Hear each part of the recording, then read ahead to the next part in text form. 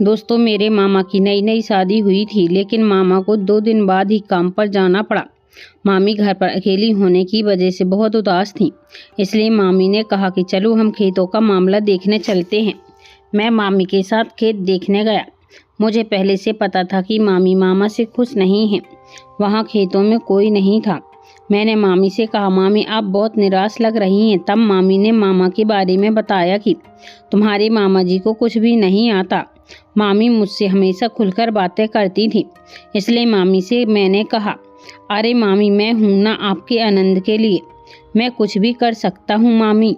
मामी ने कहा, सच में? तो चलो हम दोनों यहाँ देखते हैं तुम मुझे कैसे खुश करोगे। उसके बाद मैं मामी को हाथ पकड़कर खेत में बने एक कोठी में ले गया और फिर मैंने उनके सारे, मेरा नाम रोहन है और मेरी उम्र 20 साल है, जबकि मेरी मामी का नाम सुनीता है। वह बहुत सुंदर और आकर्षक लगती हैं। मामा का गांव एक छोटे से गांव में है, इसलिए मामी की पूरे गांव में चर्चा होती थी। मामी को देखने के लिए लोग हमेशा उत्सुक रहते थे। मामी की बातें भी बहुत दिलचस्प हो रही थीं। मेरे मामा जी का नाम विनोद था। उनकी शादी के लिए काफ़ी समय से कोई नहीं आया था, क्योंकि वे ज़्यादा सुंदर नहीं थे और सरकारी नौकरी की वजह से वे शहरों में रहते थे। अंत में मामा को एक लड़की पसंद आई और उस लड़की ने भी मामा को पसंद किया। उस लड़की को देखने के कार्यक्रम में मैं नहीं गया था, लेकिन मामा ने मुझे उनकी फ़ोटो भेजी थी। मैंने देखा मामी बहुत सुंदर लग रही थी, क्योंकि मामा सरकारी नौकरी में थे। इसलिए शादी की तैयारियों के लिए गांव में कोई नहीं आया था। मामा ने मुझसे कहा, रोहन तुम्हारी छुट्टियां हैं, तुम गांव आकर शादी की सारी तैयारियां करो। मैंने उसी दिन छुट्टी लेकर गांव जाने का निर्णय लिया।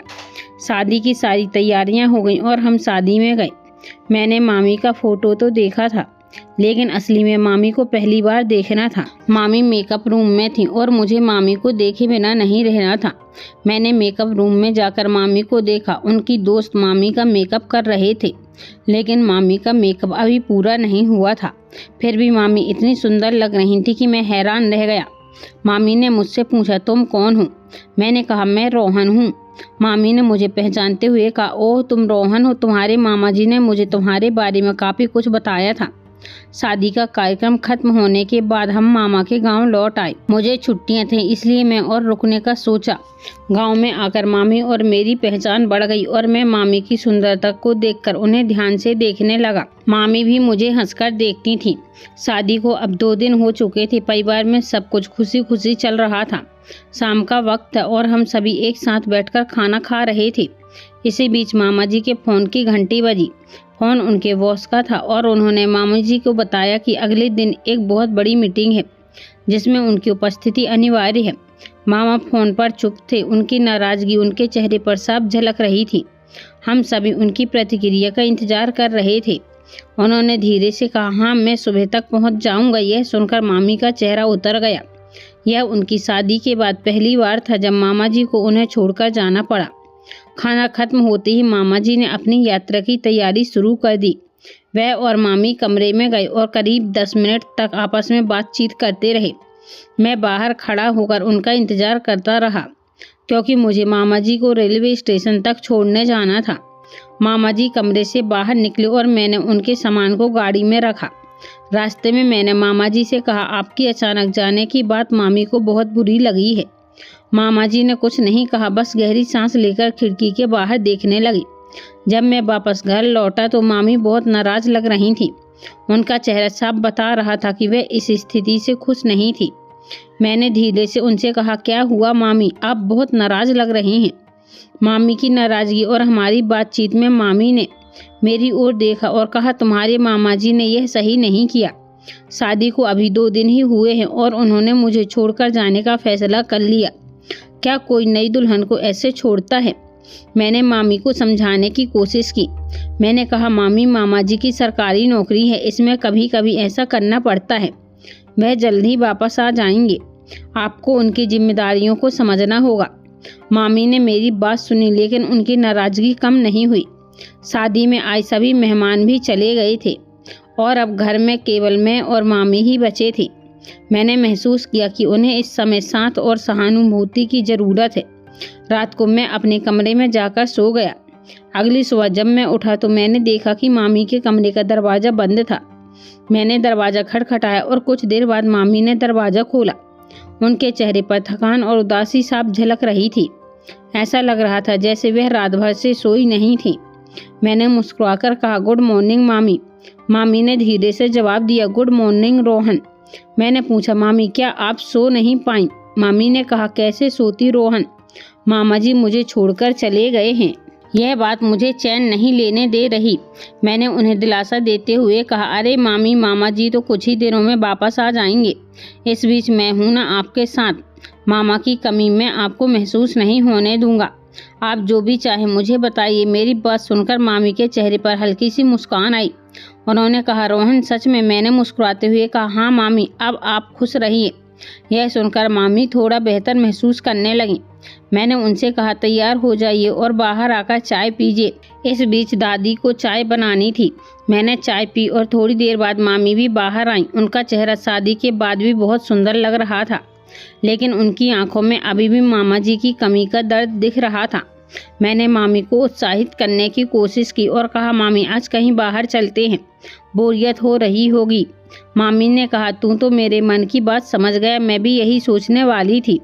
मुझे घर पर रहकर कुछ नहीं करना है, कहीं बाहर जाने का प्लान बनाना चाहती थी। मैंने पूछा, कहाँ जाना है?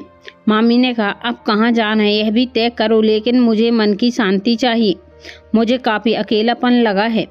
मैंने कहा, ठीक है मामी, हम कहीं चलते हैं। तभी मेरी दादी बोली, अरे रोहन आजकल खेत पर जा, मोटर चलानी है, वहाँ काम करने वाले थे। लेकिन दादी ने कहा कि आज खेत के मालिक के लड़के की शादी है, इसलिए वह 15 दिन तक काम पर नहीं आएगा। खेत में मोटर चलाने के लिए और कोई नहीं था। मैंने कहा, ठीक है दादी। मैंने कपड़े बदले और खेत पर मोटर चालू करने के लिए तैयार हो गया। जैसे ही मैं बाहर निकला, मामी ने मुझे टोका और पूछा, रोहन तुम कहाँ जा रहे हो इतना तैयार होकर? मैंने मुस्कुराते हुए जवाब दिया, मामी मैं खेत जा रहा हूँ, मोटर चालू करनी है तो भी तैयार होना चाहिए, फिर हम कहीं बाहर चलेंगे। मामी ने तुरंत उत्साह से कहा, अरे मैं भी चलूँगी ना खेत पर, मुझे खेत में घूमना बहुत पसंद है और मैंने अभी तक खेत का मोटर देखा भी नहीं है। दादी पास ही बैठी थी। उन्होंने माला की बात सुनते ही कहा, अच्छा हुआ, उसे भी घर में मन नहीं लग रहा है, तुम दोनों खेत का मामला देखकर उसका मूड अच्छा हो जाएगा। मामी ने कहा, थोड़ा इंतजार करो, मैं 10 मिनट में तैयार हो जाऊंगी। मैं तैयार होकर तुरंत आती हूँ, फिर हम दोनों मिलकर चलेंगे। मैं मामी का इंतजार करने लगा, लेकिन मामी को तैयार होने में 10 मिनट के बजाय आधा घंटा लग गया। जब मामी कमरे से बाहर आई तो मैं उन्हें देखकर हैरान रह गया। उन्होंने रंगीन साड़ी और सफ़ेद ब्लाउज पहना हुआ था। उनकी खूबसूरती में साड़ी का काला रंग और भी अधिक निखार ला रहा था। मामी की उम्र सिर्फ 22 साल थी, लेकिन वह बहुत नाजुक और मासूम लग रही थी। दूसरी तरफ मेरे मामा की उम्र 30 साल थी। यह सोचकर मैं मन ही मन मुस्कुराया कि गांव के लोग क्यों मामा की शादी को लेकर आश्चर्यचकित थे। पहले मामा को शादी के लिए लड़की मिलने में बहुत मुश्किलें हुई थीं। गांव में लोग कहते थे कि मामा का चेहरा आकर्षक नहीं है।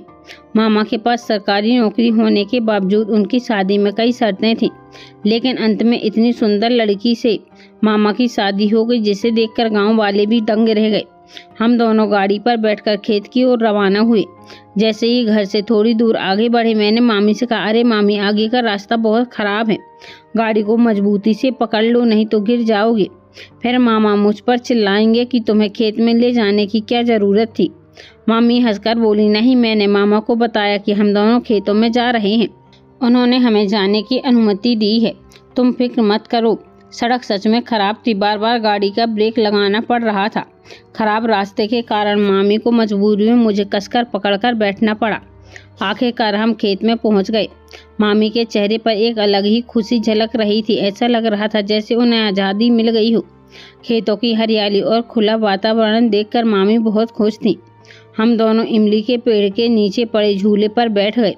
उस दिन खेत में कोई और काम करने वाला नहीं था, बस हम दोनों ही थे। यह समय मामी के लिए शायद पहली बार ऐसा था जब वह बिना किसी बाधा के अपने मन की बातें कर सकती थी। हम दोनों की गपशप शुरू हो गई। मामी मुझसे बहुत खुलकर बातें कर रही थी। यह देखकर मैंने उनसे सवाल पूछने का मन बना लिया। मैंने मामी से सीधे सीधे पूछा, अरे मामी सच सच बताओ, क्या तुम्हें मामा पसंद है? मामी ने गहरी सांस ली और थोड़ी देर चुप रहने के बाद कहा, रोहन क्या तुम ही बताओ, मुझे तुम्हारे मामा बिल्कुल भी पसंद नहीं है। मेरे माँ बाप ने तुम्हारे मामा की नौकरी को देखकर शादी तय की। मैंने भी उनकी बात मान ली, लेकिन सच कहूँ तो मैं शादी से खुश नहीं हूँ। उनकी बात सुनकर मैं हैरान रह गया। मामी ने आगे कहा, मैंने कभी मामा के साथ अपनी ज़िंदगी की कल्पना नहीं की थी, लेकिन माँ बाप के सामने मैं कुछ कह नहीं पाई। उनके कहने पर ही मैंने यह शादी की। मैं उनकी बात सुनकर थोड़ी देर तक चुप था। फिर मैंने कहा, मामी मैं समझता हूँ कि यह सब आपके लिए आसान नहीं है, लेकिन आप देखिए समय के साथ चीज़ें बदल सकती हैं। हो सकता है कि मामा का स्वभाव आपको पसंद आने लगे। मामी ने मेरी बातों को ध्यान से सुना और सिर हिलाते हुए कहा, हो सकता है रोहन, लेकिन फिलहाल मुझे खुद को समझाने का प्रयास करना होगा। फिर मामी मुझसे मेरी गर्लफ्रेंड के बारे में पूछने लगी। मैंने कहा, मेरी कोई गर्लफ्रेंड नहीं है। इस पर मामी आश्चर्यचकित होकर बोली, अरे तू देखने में इतना सुंदर और हैंडसम है, तुम्हें अब तक कोई नहीं मिली। फिर मैंने मामी से पूछा, क्या तुम्हें कभी कोई पसंद आया होगा? मामी ने कहा, अगर तुम्हारे जैसा कोई मिला होता तो मैं उस समय ही भाग जाती। हम दोनों इस बात पर बहुत हंस पड़े। मामी ने बताया कि उसने एक लड़के से प्यार किया था, लेकिन उनकी जाति अलग होने के कारण सभी को शादी के लिए विरोध था। इस वजह से उसने हिम्मत नहीं दिखाई और वह भी बहुत घबराया हुआ था। इसके बाद हम दोनों दिन भर गपशप करने के बाद घर लौटे। मामी और मेरी बातचीत से हम दोनों में दोस्ती जैसी भावना विकसित हो गई थी। 4 दिनों बाद मामा घर आया और मैं अपने घर लौट आया। जाते समय मामी ने मेरा नंबर लिया। मामा मामी के पास 4-5 दिन रहकर जाते थे, लेकिन मामी मुझे रोज फ़ोन करती थी। हम रात को 2-2 बजे तक मोबाइल पर बात करते रहते थे। मैं मामी से कहता, अरे मामी, अगर मामा को पता चला तो क्या होगा? मामी फिर कहती, अगर तुम्हारे मामा को मेरी इतनी चिंता है तो उन्हें मुझे अपने साथ लेकर जाना चाहिए। देखो, अब शादी को 2 महीने हो चुके हैं, लेकिन तुम्हारे मामा रोमांटिक के 2 शब्द भी नहीं बोलते।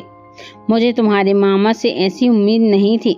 मैंने मामी से कहा, मामी तुम टेंशन मत लो, मैं कल तुम्हारे पास आता हूँ, हम फिर से खेत में चलेंगे। मामी खुश हो गई। अगले दिन जब मैं गया तो हम दोनों खेत में चले गए, लेकिन मामी के चेहरे पर कोई खुशी नहीं थी। मामी निराश और नाराज थी। मामी मुझे बहुत पसंद थी, इसलिए मैंने तय किया था कि खेत में जाकर मैं अपनी फीलिंग्स को दोस्त की तरह समझता। कभी कभी जब मैं मामी से फ़ोन पर बात करता था तो मैं थोड़ी मस्ती भी करता था। मामी हंसकर कहती थी, अब तो बहुत शरारती हो गए हो। मैंने कभी कभी कहा, अरे मामी, तुम मेरी मामी और दोस्त ज़्यादा हो। इस पर मामी हमेशा हंसती थी। जब हम खेत में पहुंचे तो काम करने वाले मजदूर थे और मैं और मामी हमारे खेत के पेड़ के नीचे बैठे थे। मैंने मामी से कहा, मामी मुझे तुमसे बात करनी है। मामी ने कहा, हाँ बोलना रोहन। मैंने मामी का हाथ पकड़ते हुए कहा, मामी मुझे सच में तुम बहुत पसंद हो। तुम्हें देखकर मुझे चैन नहीं आता, हमेशा तुम्हारा ही ख्याल आता है। इस पर मामी जोर जोर से हंसने लगी और बोली, अरे तुम क्या बोल रहे हो रोहन, क्या तुम्हें मुझसे प्यार है? मैंने सिर हिलाकर कहा। मामी ने कहा, देखो हमारे उम्र का फासला तो है, फिर भी मैं तुम्हारी मामी हूँ। हम दोस्त की तरह ही बात करें, लेकिन हमारे बीच एक साफ रिश्ता है। मामी ने यह भी बताया कि उनके मामा रोमांटिक नहीं हैं, लेकिन इस वजह से मैं किसी और चीज़ को मंजूरी नहीं दे सकती। तुम अभी छोटे हो, उन्होंने कहा। मैंने मामी से माफ़ी मांगी और कहा, मामी सच में बहुत सुंदर हैं, इसलिए मैंने अपनी भावनाएं आपको बताईं। अब मामी थोड़ा शांत हो गई थी। उनकी आंखों में अभी उदासी का साया था। मुझे समझ नहीं आ रहा था कि उनके दिल में क्या चल रहा है। इसी बीच मेरी नज़र मामी के फ़ोन पर पड़ी। एक फ़ोटो पर गई। फ़ोटो में एक लड़की थी जो मामी की तरह ही सुंदर थी। यह कौन है मामी? मैंने उत्सुकता से पूछा। मामी ने मुस्कुराते हुए जवाब दिया, यह मेरी छोटी बहन पूजा है, हमारी सबसे छोटी और सबसे चर्चित सदस्य है। मामी ने मुझे और पूजा को एक दूसरे से पहचान करवाया। धीरे धीरे पूजा से मेरी बातचीत शुरू हुई।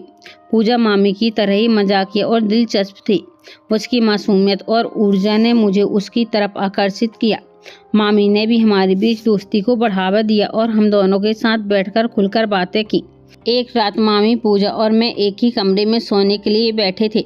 हम तीनों ने खूब बातें की और पुराने किस्से सुनाए, लेकिन मेरी नज़र बार बार मामी पर जाती थी। उनके प्रति मेरे दिल में कुछ अलग सा महसूस हो रहा था। मुझे लग रहा था कि मैं उनसे प्यार करने लगा हूँ। मैंने धीरे धीरे अपनी भावनाओं को मामी के सामने रखने की कोशिश की, लेकिन उन्होंने मेरी हरकतों को समझ लिया। मामी ने मुझे हल्के से डांटा और कहा, रोहन यह प्यार नहीं है, यह सिर्फ तुम्हारा भ्रम है। तुम मुझसे जुड़े हो इसलिए ऐसा महसूस कर रहे हो, लेकिन रिश्ते की पवित्रता को समझो। मैं तुम्हारी मामी हूँ और हमेशा रहूंगी। मामी की बातों ने मुझे झकझोर दिया। मैं सोचने पर मजबूर हो गया कि मैंने अपने प्यारे रिश्ते को गलत नज़र से देखने की कोशिश की। मामी के समझाने के बाद मैंने अपनी भावनाओं पर काबू पाया। मामी ने मेरी और पूजा की दोस्ती को एक कदम आगे बढ़ाने की कोशिश की। धीरे धीरे मैं और पूजा एक दूसरे के करीब आ गए। हमने शादी कर ली और यह सब मामी की वजह से मुमकिन हो सका। लेकिन मामी हमेशा मेरी सबसे अच्छी दोस्त बनी रही। उन्होंने मुझे सिखाया कि रिश्तों की गहराई को समझना और उनकी पवित्रता बनाए रखना कितना ज़रूरी है। आज भी जब मैं मामी के साथ बैठकर पुरानी बातें करता हूँ तो उनकी हंसी और सलाह मुझे प्रेरित करती है। दोस्तों, कहानी पसंद आई हो तो वीडियो को लाइक और चैनल को सब्सक्राइब जरूर करिए ताकि हम आपको इसी तरह की नई नई वीडियो लेकर आते रहें।